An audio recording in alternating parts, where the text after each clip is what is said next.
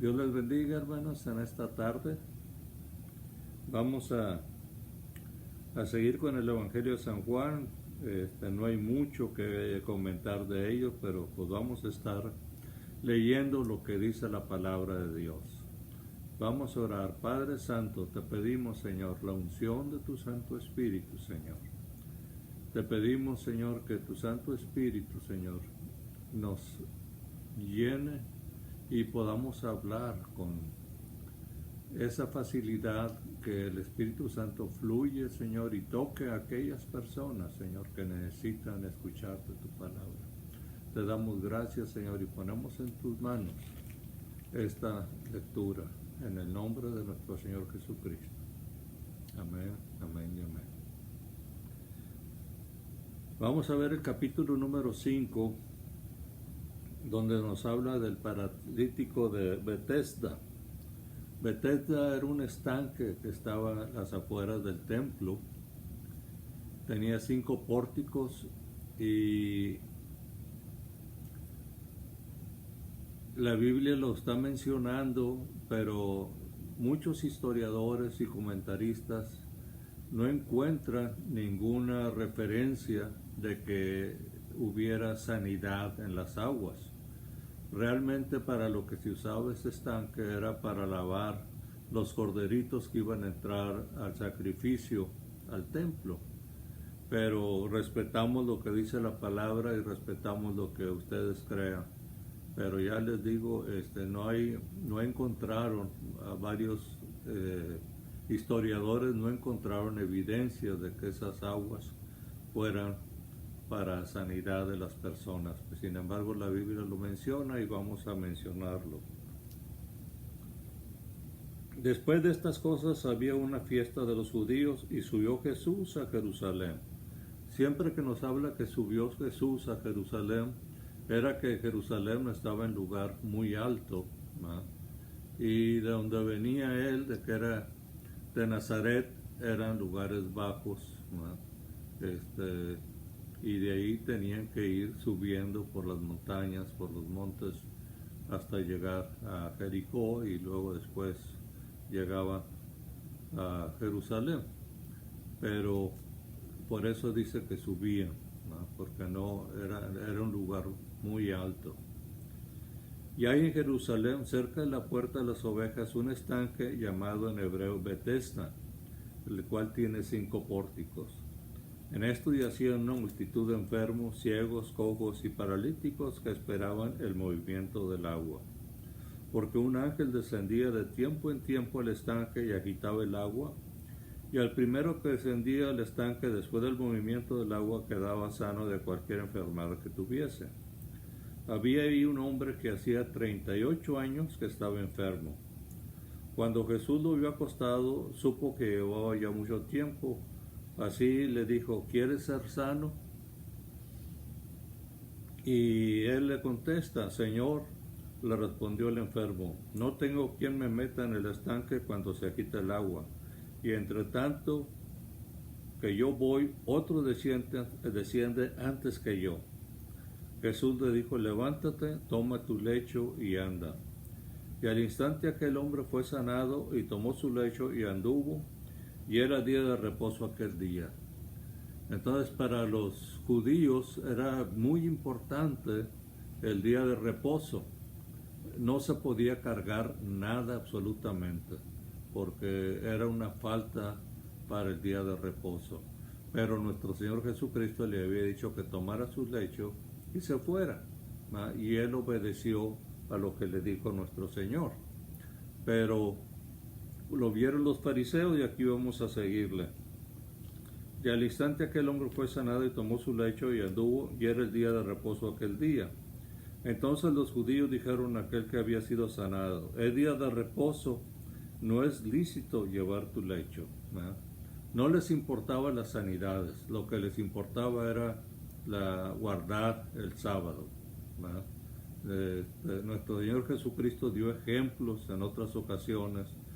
Cuando algún animalito, algún cordero caía en un pozo, o en una vaca, un toro caía en un pozo, lo sacaban aunque fuera día de reposo, aunque fuera un sábado, lo sacaban y no cometían pecado. Cuanto más un hombre que estaba atado por Satanás, ¿va? Y eso les hacía ver el Señor que no había problema de hacer sanidades en sábado, pero ellos guardaban mucho la costumbre o la ley que decía que no se debería trabajar en sábado.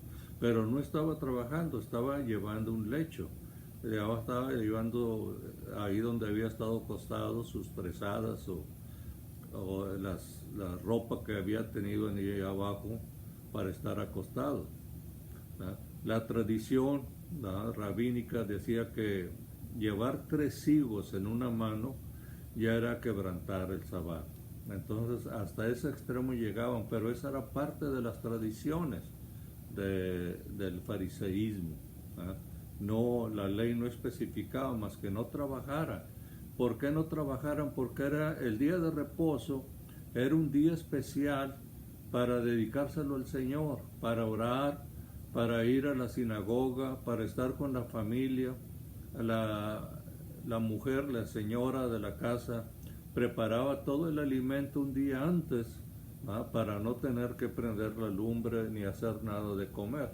Entonces, ahí comían de lo que la señora había preparado sin tener que hacer de comer en ese día ni salir a comprar nada, sino que iban a las sinagogas y ahí oraban, ahí el rabino que estuviera o el anciano que estuviera sentado en la cátedra de Moisés daba una plática y ahí eran bendecidos toda la familia y todas las familias que había alrededor de la sinagoga. Entonces realmente algunas cosas se excedían los fariseos en su cuestión religiosa.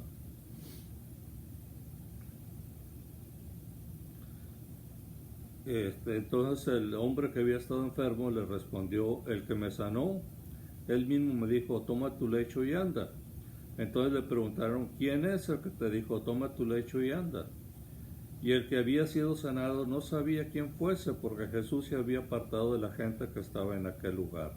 Este hombre emocionado pues hizo lo que nuestro Señor le dijo y no le puso atención a él, no se quedó a platicar con él, a darle las gracias y nada, sino que lo obedeció y tomó su lecho y se salió de ahí del estanque de Bethesda.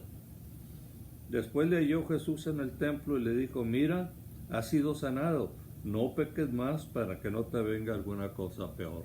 De esto deducimos que la enfermedad de este hombre había sido por un pecado que había cometido. Por eso el Señor le advierte que no cometa más pecado para que no le viniera alguna enfermedad peor que la que tenía. No sabemos qué pecado había cometido, no nos dice la Escritura. El hombre se fue y dio aviso a los judíos que Jesús era el que le había sanado. Y por esta causa los judíos perseguían a Jesús y procuraban matarle, porque hacía estas cosas en el día de reposo, ¿no? Entonces les molestaba mucho que en el sábado o en el sabbat hiciera sanidades nuestro Señor. Y Jesús le respondió, mi Padre hasta ahora trabaja y yo trabajo. Por eso los judíos aún más procuraban matarle, porque no solo quebrantaba el día de reposo, sino que también decía que Dios era su propio Padre, haciéndose igual a Dios.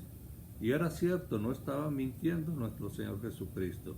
Él era el Hijo de Dios y Él es Dios. Nos lo dice el Evangelio de San Juan al principio, que Él fue el que creó todas las cosas y por Él fueron hechas. Entonces Él no estaba quebrantando el sábado, sino que Él estaba viendo lo que el Espíritu Santo, el Padre le decía a través del Espíritu Santo, Él lo hacía. No importaba a qué horas fuera, ni que si era un sábado o era cualquier otro día de la semana, lo que el Señor le decía al Espíritu Santo, el Espíritu Santo se lo transmitía a nuestro Señor y Él lo hacía. Respondiendo entonces Jesús le dijo, de cierto os digo, No puede el Hijo hacer nada por sí mismo, sino lo que ve hacer al Padre, porque todo lo que el Padre hace, también lo hace el Hijo igualmente. ¿Verdad? Es lo que les comentaba, que el Padre veía la sanidad de esa persona, ¿verdad? Y se la comentaba a nuestro Señor Jesucristo a través del Espíritu Santo. Entonces nuestro Señor Jesucristo lo sanaba, ¿verdad? Porque el Padre le estaba diciendo que ya lo podía sanar.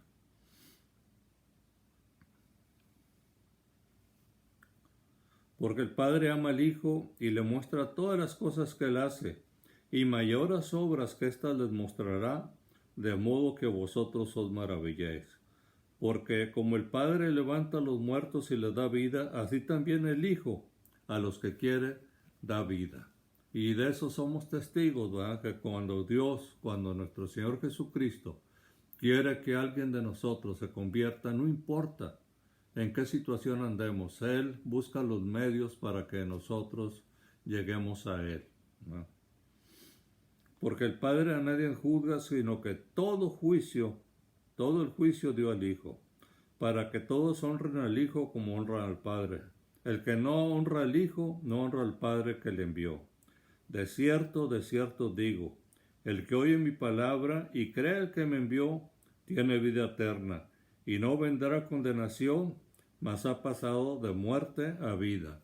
Obviamente eso no lo entendían los judíos y los fariseos, ¿verdad? Que cuando aceptamos a nuestro Señor Jesucristo pasamos de muerte a vida. ¿Por qué? Porque vamos a tener vida eterna. No vamos a entrar a la segunda muerte, que es el infierno, ¿verdad? Si llegamos a morir, si llegamos al arrebatamiento, ¿verdad? Pasamos de esta vida a otra vida, pero vamos a seguir con vida, no vamos a morir. De cierto digo, viene la hora, y ahora es cuando los muertos oirán la voz del Hijo de Dios, y los que la oyeren vivirán, ¿verdad? Cuando nuestro Señor Jesucristo venga y venga el arrebatamiento, ¿verdad? Los muertos, nos dice la palabra de Dios, que los muertos en Cristo resucitarán primero. Después todos los que estén, los que hayamos quedado o los que hayan quedado, serán transformados después con cuerpos glorificados.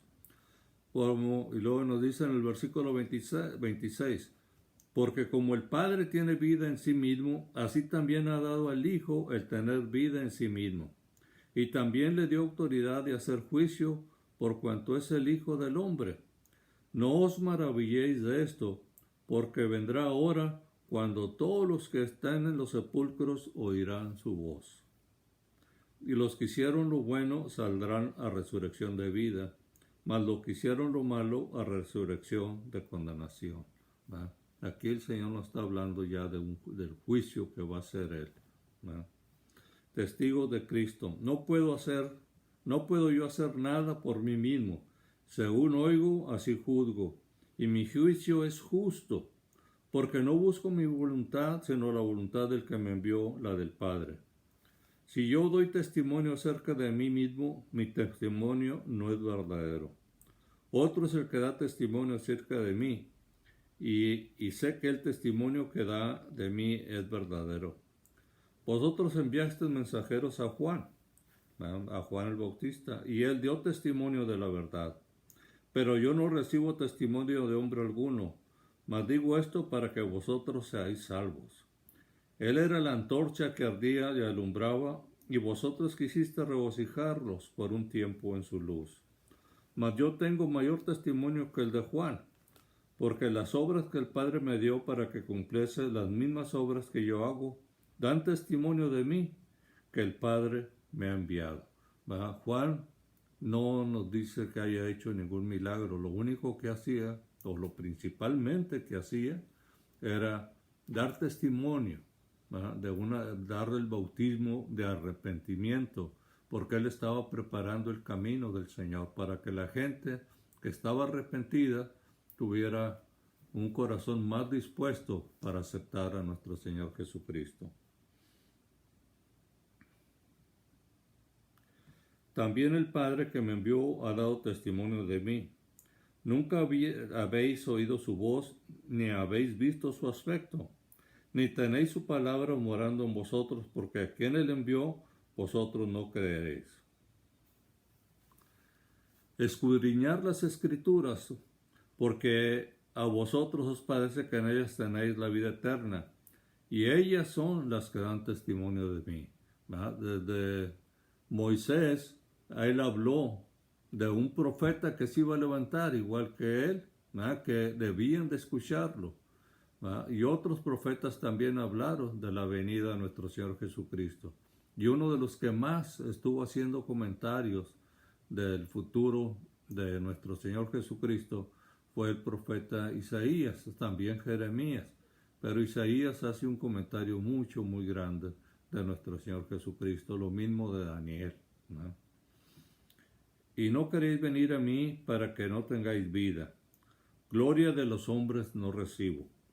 Mas yo os conozco que no tenéis amor de Dios en vosotros. Yo he venido en mi nombre de mi Padre, y no me recibís. Si otro viniera en su propio nombre, a éste recibiréis. ¿Cómo podéis vosotros creer, pues recibid gloria los unos de los otros, y no buscáis la gloria que viene de Dios único?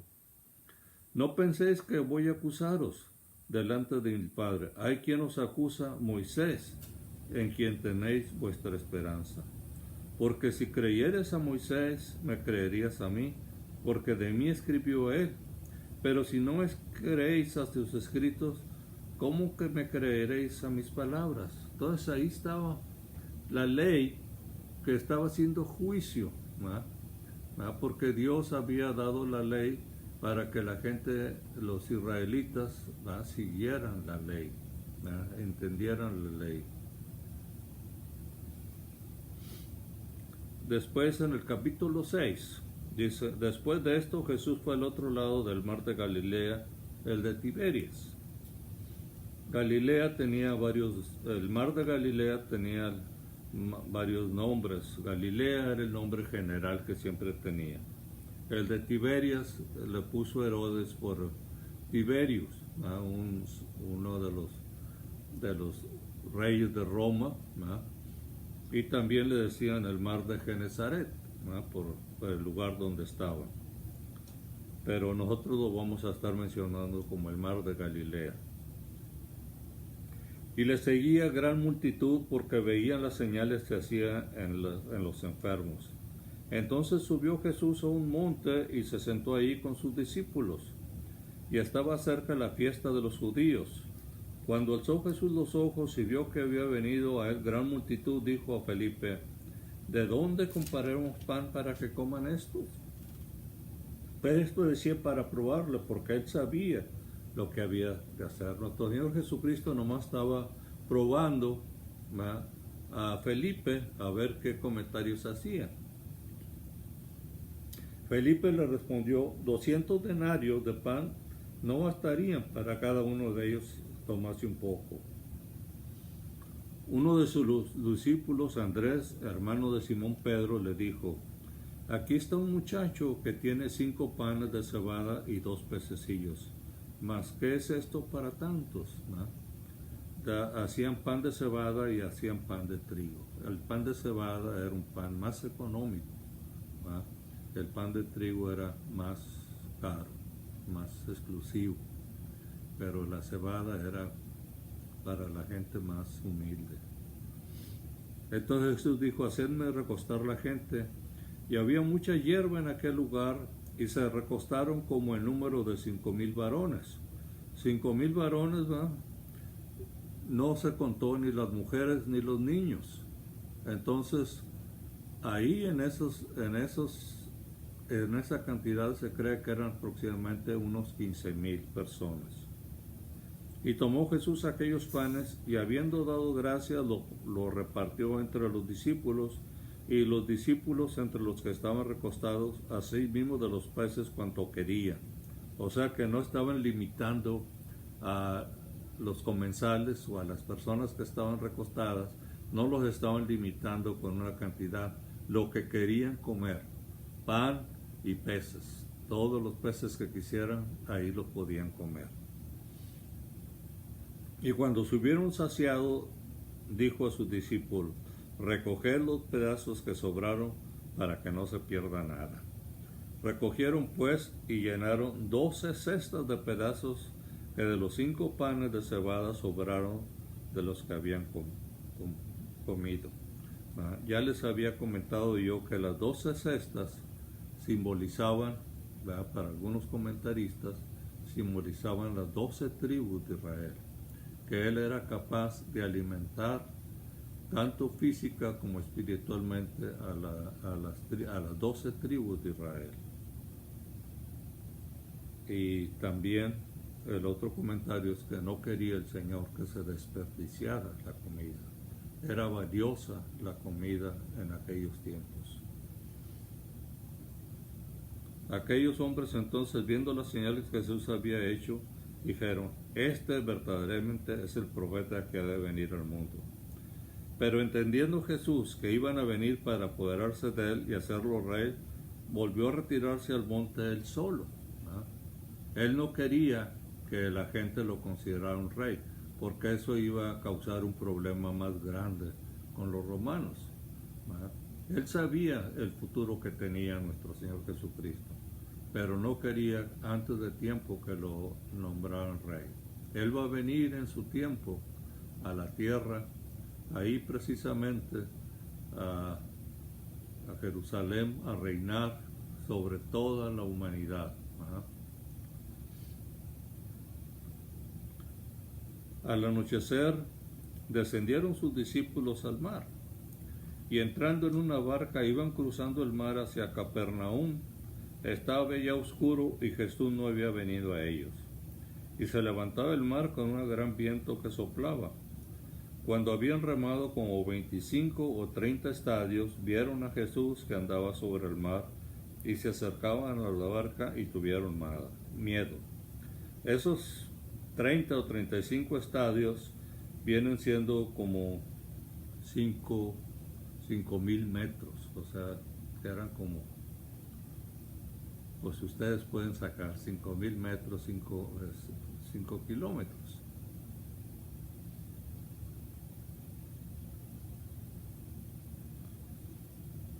Mas él les dijo: yo soy, no temáis. Entonces ellos con gusto lo recibieron en la barca, la cual llegó enseguida a la tierra donde iba. Al otro día, o al día siguiente, la gente que estaba al otro lado del mar vio que no había habido ahí más que una sola barca, y que Jesús no había entrado en ella con sus discípulos, sino que estos se habían ido solos. Pero otras barcas que habían arribado de ellas junto al lugar donde habían comido el pan, después de haber dado gracias al Señor. Cuando vio pues Jesús la gente que Jesús no estaba ahí, ni sus discípulos, entraron en la barca y fueron a Capernaum buscando a Jesús. Y hallándole al otro lado del mar, le dijeron: Rabí, ¿cuándo llegaste acá? Rabí quiere decir rabino o maestro. Respondiendo Jesús le dijo: de cierto digo que me buscáis, no porque habéis visto las señales, sino porque comiste el pan y os saciasteis. Trabajad no por la comida que perece, sino por la comida que a vida eterna permanece, la cual el Hijo del Hombre os dará, porque a ésta señaló Dios el Padre. Entonces les dijeron: ¿qué debemos hacer para poner en práctica las obras de Dios? Respondiendo Jesús dijo: esta es la obra de Dios, que creáis en el que Él ha enviado. Le dijeron entonces: ¿qué señal pues haces tú para que veamos y te creamos? ¿Qué obras haces? Nuestros padres comieron el maná en el desierto, como está escrito: pan del cielo les dio a comer. Jesús les dijo: de cierto digo, no os dio Moisés el pan del cielo, mas mi Padre os da el verdadero pan del cielo. Aquí hay una enseñanza muy hermosa, ¿verdad? El pan que Dios dio a través de Moisés en el desierto era para sostener la vida física de las personas. Era el alimento que les daba fortaleza a todo el pueblo que había salido de Egipto, ¿ya? pero moría la gente. Pero nuestro Señor Jesucristo decía que Él era el pan de vida. O sea, que cuando comemos el pan de Él, ¿no? Cuando lo comemos a Él, ¿no? Que nos llenamos de Él, de nuestro Señor Jesucristo, ¿no? Entonces hay un cambio en nuestra vida. Nuestro Señor Jesucristo es el que da, que satisface el alma, ¿no? El que satisface el alma. Cuando nosotros buscamos a nuestro Señor Jesucristo, Él nunca nos rechaza. Él siempre está con los brazos abiertos esperándonos. Por eso dice, yo soy el pan de vida, el verdadero pan que descendió del cielo, ¿no? Para que nosotros podamos comer ese pan y tengamos vida eterna, ¿no? Que el pan que Él nos da nos trae paz, nos da esa esperanza de que un día vamos a estar 100% con Él, disfrutando del cielo con Él. Y cuando Él venga aquí a la tierra, ¿no? Vendremos con Él.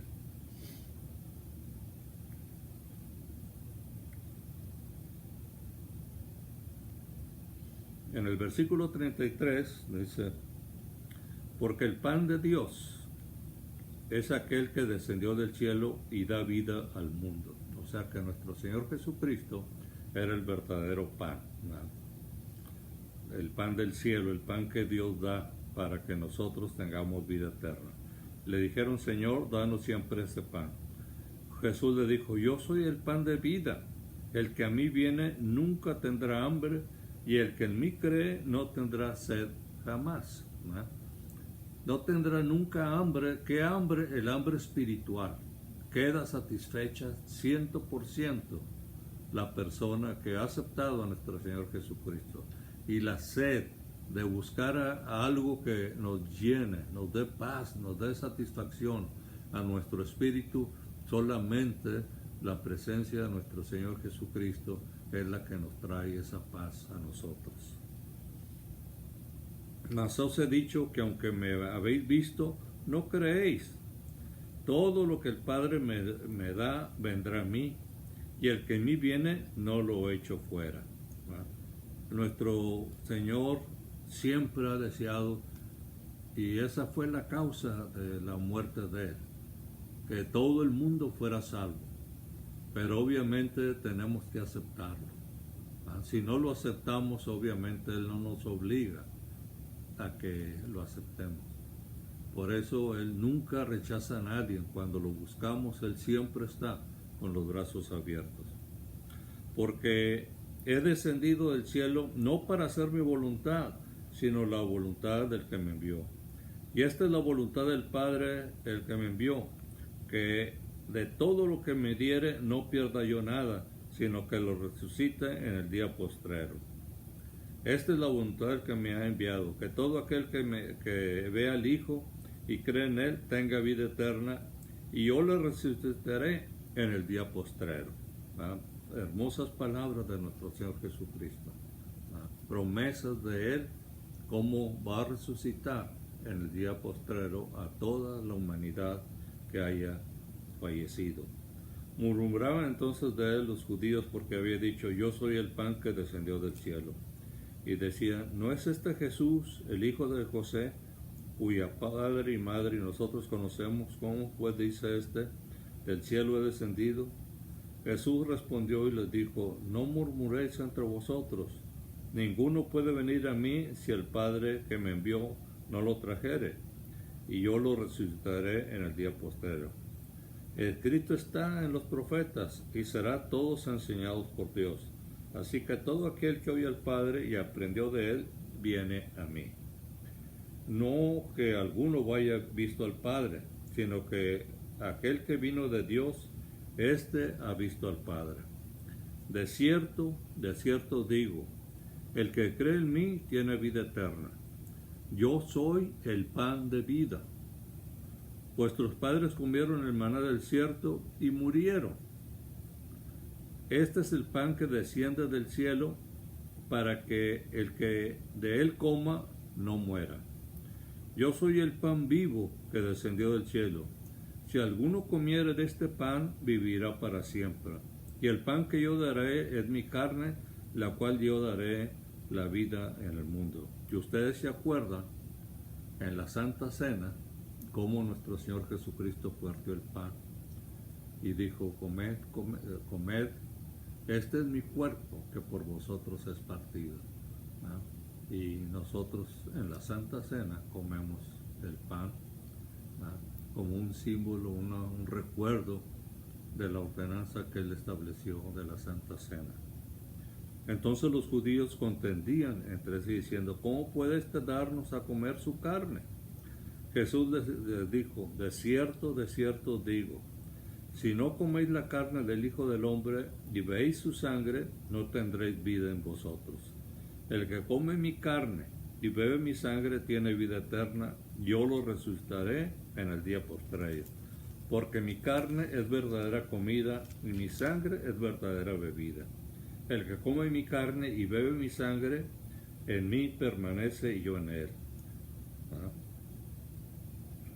Eso está refiriendo nuestro Señor Jesucristo, ¿verdad?, a su muerte expiatoria, el derramamiento de sangre, y quien lo acepta, ¿verdad?, los que hemos aceptado a nuestro Señor Jesucristo, tenemos vida eterna.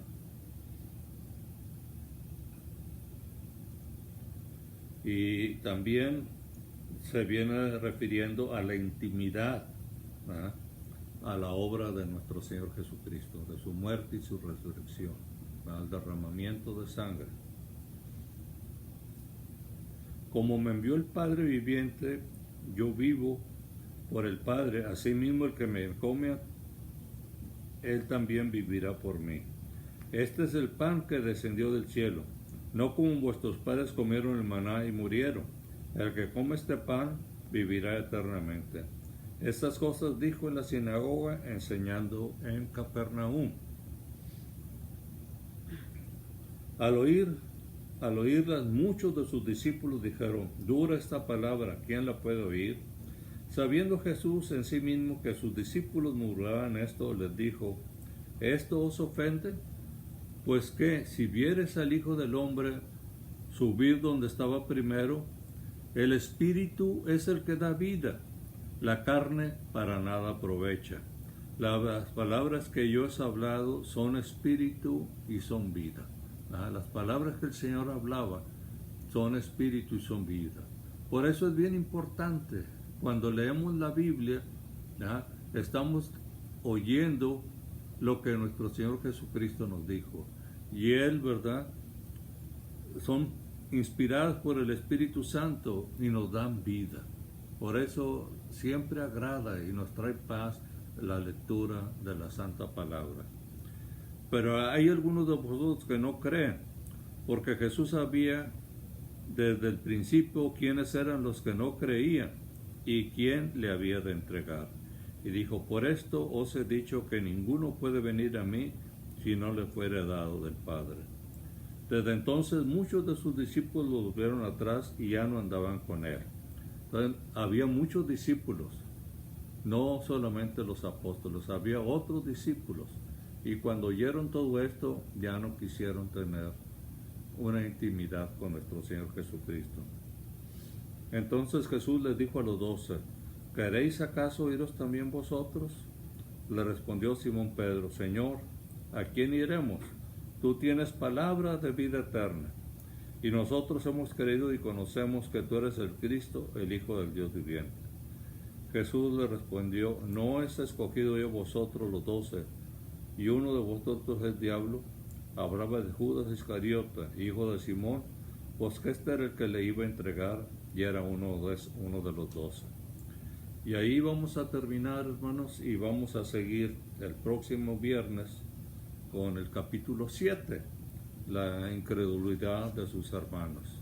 Vamos a hacer una oración para despedirnos. Padre Santo, te damos muchas gracias por nuestro Señor Jesucristo, por toda la obra tan especial que hizo aquí en la tierra y que sigue haciendo a través del Espíritu Santo.